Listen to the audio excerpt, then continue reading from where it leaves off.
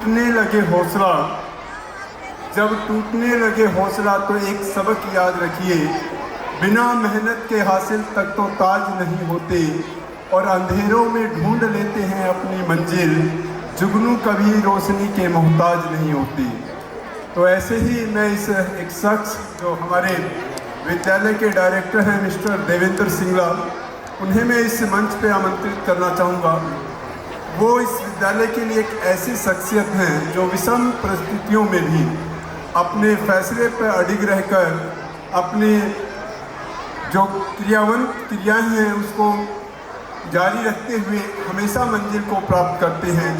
कभी भी परिस्थितियों को दोष नहीं दिया है, जब भी किया है एक सोच समझकर फैसला लिया है और लगभग जब भी उन फैसलों के परिणाम आए हैं हमेशा विद्यालय के फेवर में आए हैं। तो इस शख्स को मैं यहाँ विद्यालय के डायरेक्टर मिस्टर देवेंद्र सिंगला जी को बुलाना चाहूँगा कि वो इस मंच के माध्यम से हमारे सभी अभिभावक को हमारे स्कूल का एक संक्षिप्त परिचय दें और हमारी इस जर्नी के विषय में भी अपने शब्द रखें। Please sir.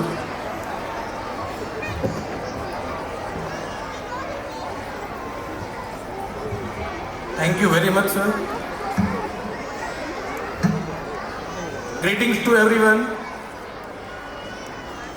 It's a matter of privilege proud for me to speak few words on this auspicious occasion, that is Annual Day Celebrations 23-24. And a warm welcome to all the distinguished guests, Dr. Suman Manjri, IPS, IG retired, Haryana Police. Mr. Rajiv Pandey, who is serving as Deputy Commandant in CISF IOCL Panipat. My elder brother Kuldeep Solanki, who is renowned advocate of Punjab and Haryana High Court. His mother, Ma'am Shanti Solanki, who is the star educator in the field of the education. And all present here, honorable guests, guest of honors, parents, teachers, students and everyone, a warm welcome in the premises of Gyan Vidyapith.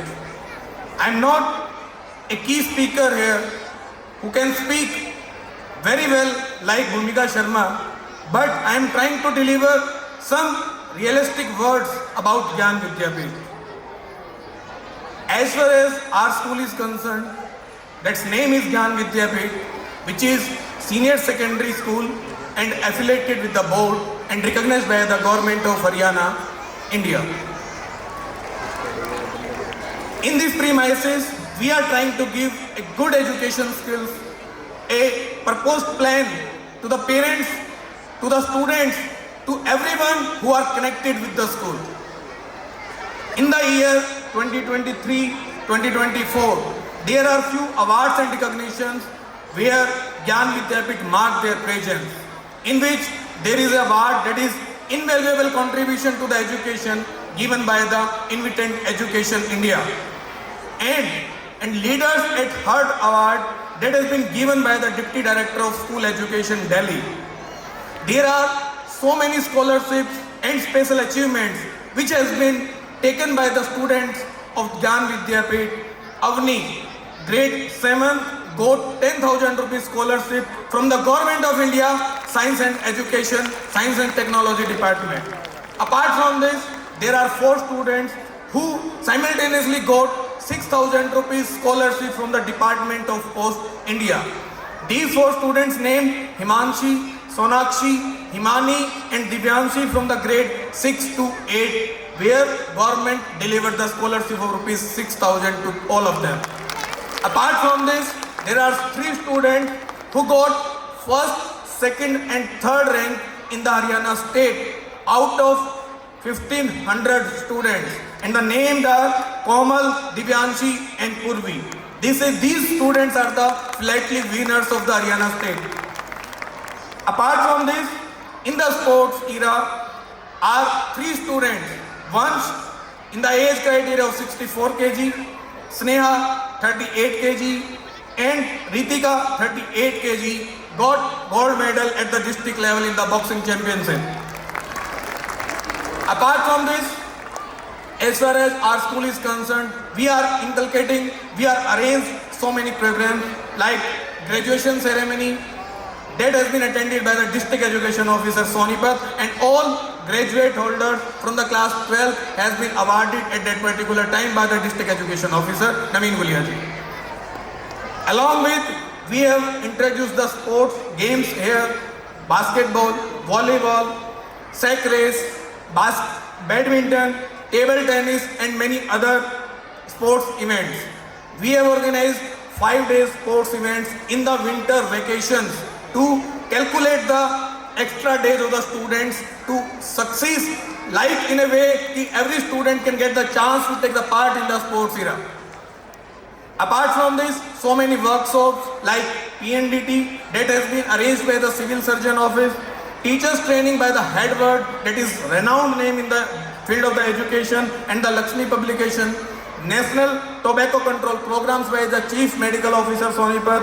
Apart from this, Cyber Security Control program by the IPS V. Jakharji in the school premises in front of the students. Prefectural board selection, it's very tough selection that has been taken by the TUK officials, Meerut, whereas fire safety training certificates and live demo by the fire department of Haryana.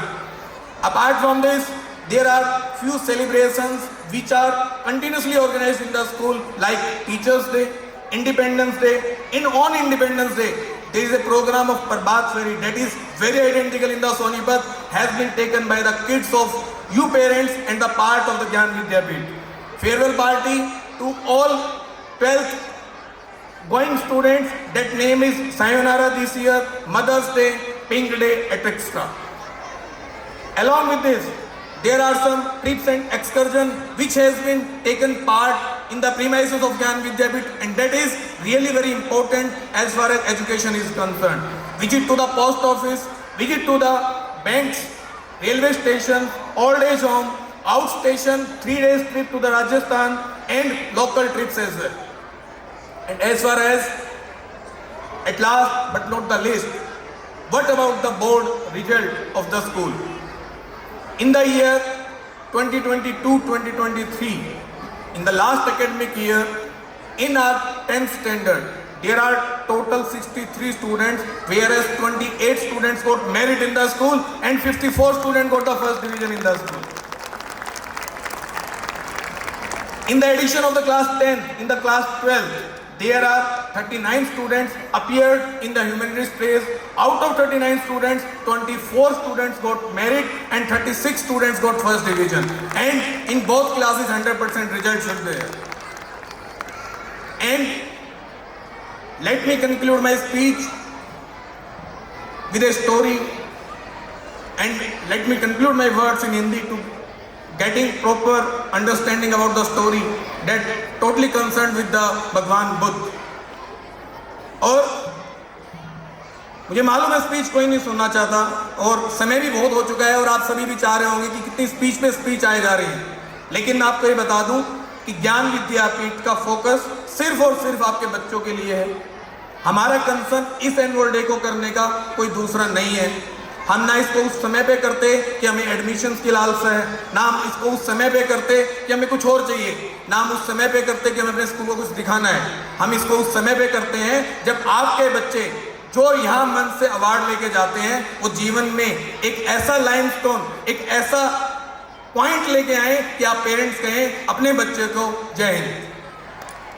और ये बच्चे जो आपके सामने इस मंच पे आए हैं, ये जिनके हाथों से इन्होंने अवार्ड लिया है, आप ये मानिए कि उससे बड़ी शख्सियत मैं अपने जीवन में नहीं मानता। एक government official, A grade government official, जिन्होंने अपना पूरा जीवन, अपना पूरा समय अपने बच्चों को छोड़ के समाज को और देश को दे दिया, उनके हाथों से ये बच्चे अवार्ड लेंगे तो बहुत कुछ मिलेगा इनको। और जिन बच्चों को यहाँ से अवार्ड 1% ना मिले, वो इस कहानी से शायद बहुत सीखेंगे और पेरेंट्स भी इस कहानी से शायद बहुत कुछ सीखेंगे। जो मैं कहना चाहता हूं कि भगवान बुद्ध के 2 शिष्य थे और भगवान बुद्ध जिन शिष्यों को शिक्षा देते थे, तो वो जो शिष्य थे वो जब पूरी नॉलेज, पूरी एजुकेशन भगवान बुद्ध से ले लेते थे तो भगवान बुद्ध उनको भेज देते थे कि आप जाओ इस दिशा में जाओ और अपना ही एक आश्रम बनाओ और लोगों को ज्ञान बांटो। भगवान बुद्ध एक के बाद एक आप या हम जैसे लोगों में से जो उनके शागिर्द थे उनको शिक्षा देते रहे और वो लोग जाकर आगे आश्रम में आगे शिक्षा बांटने का काम करते रहे और सम्मान पाते रहे। उसी आश्रम में एक बच्चा जो 8 से 9 साल हो गए, उसको ये देखते हुए कि मेरा नंबर कब आएगा, मुझे भगवान बुद्ध कब भेजेंगे, तो उन्होंने उस बच्चे ने हिम्मत करके भगवान बुद्ध को बोला, भगवान मुझे भी तो 8 साल हो गए आपसे ज्ञान अर्जित करते हुए और मुझे नहीं लगता कि अब कुछ ऐसा बाकी है कि आप मुझे भी एक मौका दें। भगवान बुद्ध ने उसको बोला, बेटा तेरे को अभी ज्ञान में कमी है, अभी तेरे को और चाहिए। नहीं प्रभु आप मेरे साथ गलत कर रहे हैं, आप मुझे मौका दें, मुझे आप भेजें। तो भगवान बुद्ध ने कहा कोई बात नहीं, तुम कल सुबह होने के बाद चले जाना, लेकिन ये तुम्हारी परीक्षा होगी, तुम्हें वापसी लौट के आना है, सुबह जाना है, शाम को लौट के आना है। उन्होंने उसको पश्चिम दिशा में भेज दिया कि पश्चिम दिशा में जाओ और जो गांव मिले वहां पे ज्ञान बांटो। वो बच्चा गया, वो जो शिष्य था बड़ा हो चुका था 18-20 साल का, वो वहां गया और गया तो ज्ञान बांटने था, लेकिन रात को लौटा टूटे हाथ पैर और भगवान बुद्ध को बोला, भगवान प्रभु आपने मुझे कहाँ भेज दिया, उन लोगों ने तो मेरी कुटाई की, मेरे को मारा पीटा और मुझे सिर्फ एक व्यक्ति ने भिक्षा दी और वो भी फेंक के दी और मैं तो बड़ी मुश्किल से अपनी जान बचा के वहाँ से वापस आया। तो भगवान बुद्ध ने कहा कोई बात नहीं बेटा, मैंने तुम्हें कहा था तुम्हें अभी ज़रूरत है, लेकिन तुम नहीं माने तो मैंने तुम्हें भेज दिया। तुम बोले, वो शिष्य ने बोला कि मुझे कहीं और भेजो, किसी अच्छे गांव में भेजो, ये गांव आपने गलत चुना, आपने सोच समझ के चुना कि वहाँ पे ये ऐसा होगा मेरे साथ। भगवान बुद्ध ने कहा कोई बात नहीं बेटा, तुम कल नहीं जाना, तुम्हें मैं परसों भेजूंगा। और एक दूसरे शिष्य को बुलाया और उस शिष्य को बोला कि उसी गांव में तुम कल जाओगे। और दूसरा शिष्य भी उसी गांव में गया और गांव में पहुंचने के बाद उसके साथ भी कुछ ऐसा ही बर्ताव हुआ और वापसी जब वो भगवान बुद्ध के पास पहुंचा तो भगवान बुद्ध ने कहा क्या हुआ।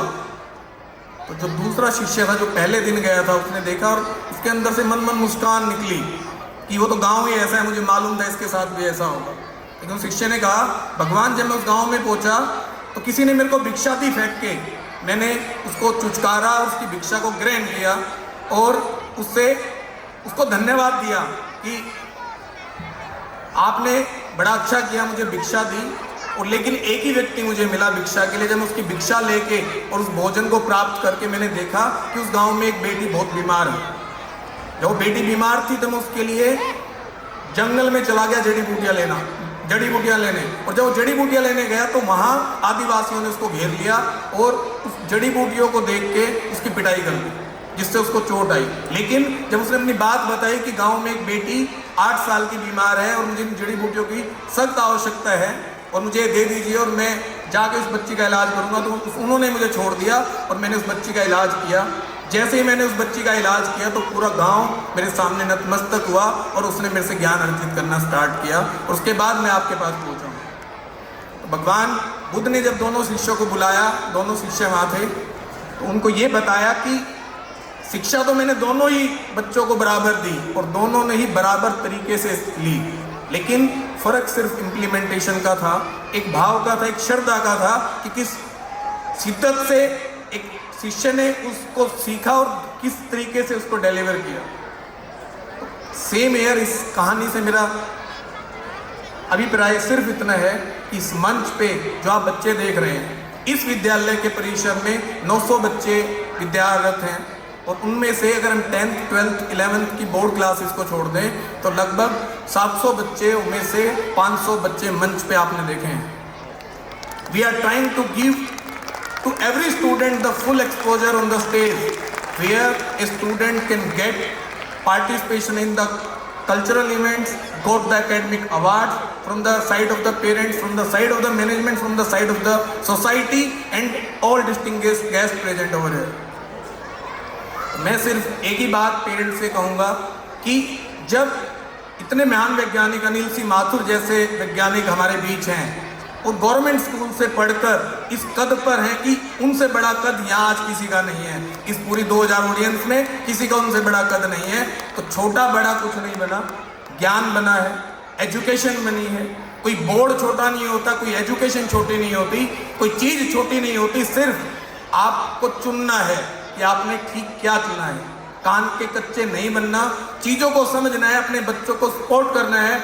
और अंत में अपनी वाणी को विराम देते हुए सिर्फ इतना कहूंगा कि कर दिखाओ कुछ ऐसा दुनिया करना चाहे आपके जैसा। जय भारत, जय हिंद।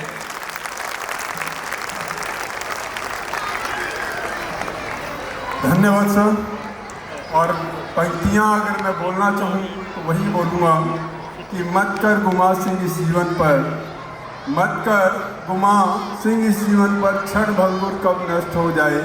और करना है तो कुछ ऐसा कर जा कि तेरे जाने के बाद तेरे नाम का गुमान रह जाए। तो शायद ऐसा ही गुमान हमारे लिए हमारे डायरेक्टर साहब हैं। और इस कार्यक्रम को थोड़ा सा गति देते हुए मैं आपके सामने बुलाना चाहूँगा 5th और 6th क्लास के विद्यार्थी हैं जो कि आपके सामने अल्टीमेट भंगड़ा मैसअप लेके आ रहे हैं। इन विद्यार्थियों का एक जोरदार तालियों से आप स्वागत करें।